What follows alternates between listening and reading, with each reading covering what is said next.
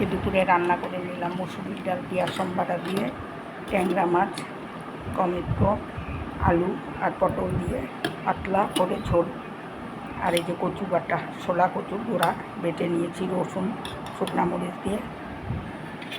আর এই ইলিশ মাছের মাথা দিয়ে, বেগুন আলু দিয়ে, টমেটো দিয়ে চচ্চড়ি,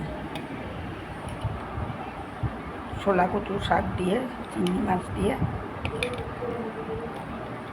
কচুর শাক, আর এই লোকাল মুরগির মাংস।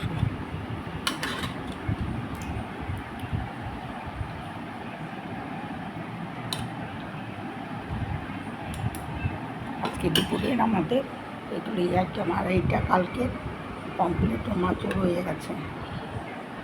তাহলে এই যে আমার দুপুরের আইটেম রান্না করে নিলাম। যদি ভালো লাগে একটা লাইক করে দিও।